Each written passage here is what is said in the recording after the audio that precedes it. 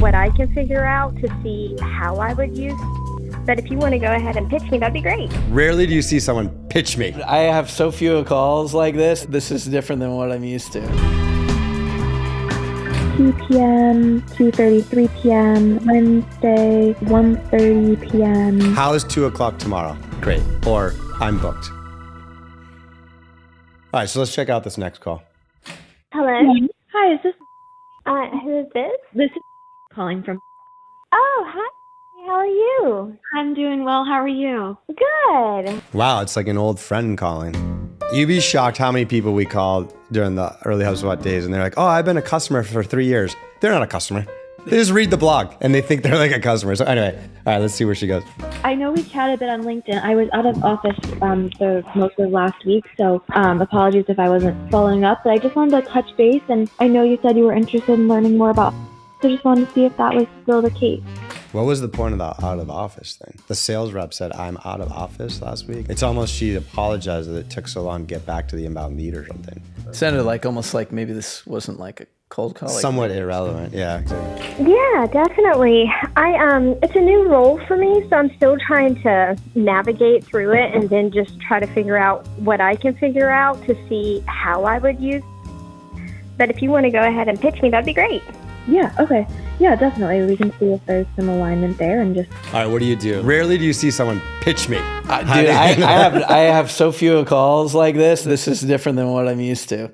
Yeah, I mean, I personally this is like big company stuff. If someone's like, pitch me, I have no idea if I can even help you. Why are you even interested in being pitched? You know, I got to turn it into some sort of like discovery. Now, again, we're doing two worlds here where it's like, that's not looking at this from the lens of a call that we're trying to book a meeting. Like Sam's going to have a different take on this. But if I'm just in like a conversation that's more discovery oriented and they say, pitch me, I'm not going to pitch them. I mean, if they're like angry about it, I'll give them like 10 seconds. Or I might even say like, well, customers either need this, or this, which one's most interesting, but I got to get them back into discovery. Let's see how she handles it. Help you learn a little bit more about it.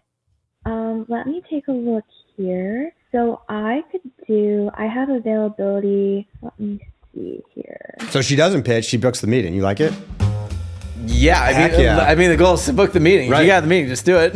I don't need to pitch you. Like, great, I will. Actually, I'll you book know some what? time to do it. It's so tempting for SDRs, like when they get asked about things or be pitched to like do it because they know it and they're not A's, they really want to. Let's see how she books it and deals with it. Are you in Eastern time zone? Yes. Okay, so I could do as soon as tomorrow. I have like a 2 p.m., 2:30, 3 p.m. or Wednesday, have, let's see, 1:30 p.m. All right, all these options. She could just said one. Right. And then if they don't have one, then you can follow up with the other one. So that could have been shortened. How is 2 o'clock tomorrow? Great. Or I'm booked. Okay, what works? How about 3 o'clock? All right, so Sam, if people want to dive in deeper on some of these concepts and best practices we've been talking about today, where would you direct them to do that? Okay, well, your foundation is going to be your script. Okay, you want to have a very simple and effective script, and you want to understand the most important objections. So what we have for you is a script to get you started out that will give you the opening to the closing to the way you handle qualification at the end.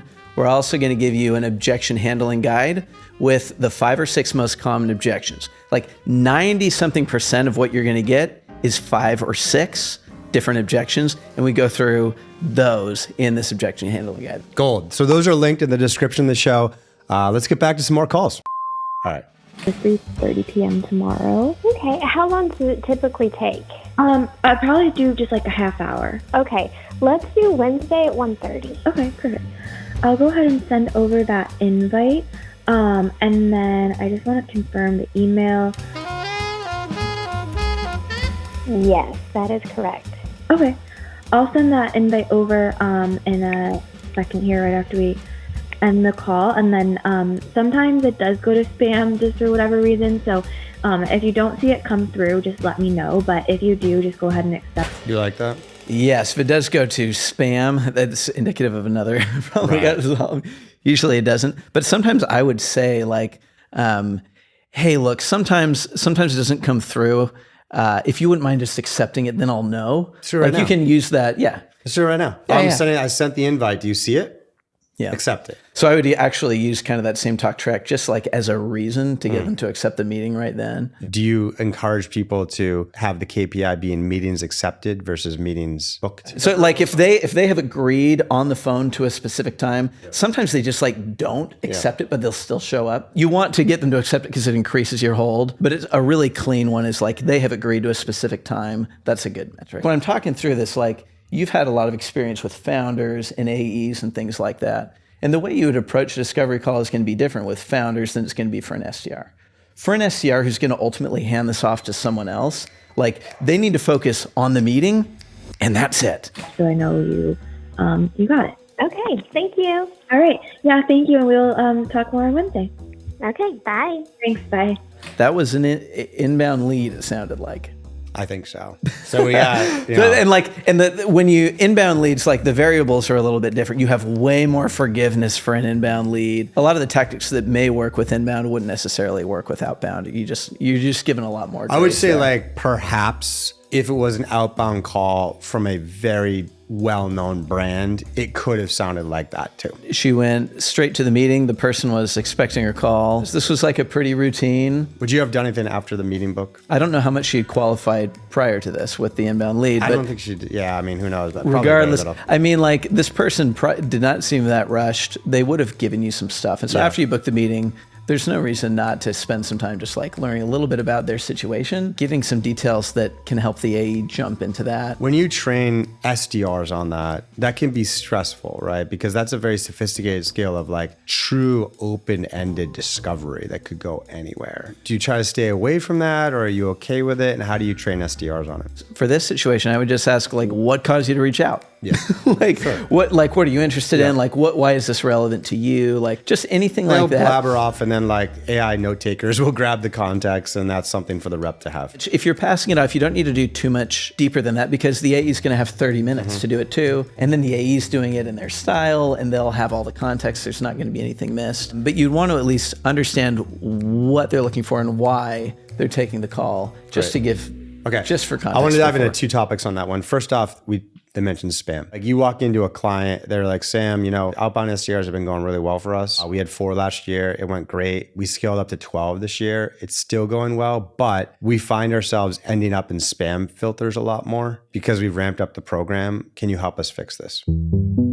Especially with new companies, if your domain is relatively young and there hasn't been a whole bunch of email going back and forth out of your domain, if you just start blasting tons and tons of people, like you're going to get flagged by Google and Microsoft as spam. An ounce of prevention is best for that. You want to make sure that you're focusing your outbound on the right people, using like these sequencing tools, using it similar to just like a marketing blast. It's tempting because it's coming from an individual and the response rates are a little bit higher, but you're using like your own domain to do that. It comes at the expense of your domain, and that's particularly risky for new companies. And so some ways to avoid that, making sure you're focusing in on the 100 or 200 very most important accounts and the people within them and doing kind of personalized emails to them, as opposed to sending out thousands of emails from you personally. It's likely to get flagged as spam. Other things you can do is avoid sending links, especially bigger companies who are cybersecurity conscious. If there are links going to an unrecognized domain, it will get flagged as spam. And so by following the best practices of kind of being intentional about who you're reaching out to, allocating your energy to the most important people, and then avoiding links and attachments, especially the first time reaching out to a company, can help keep you out of hot water there. Especially if you're just like a brand new startup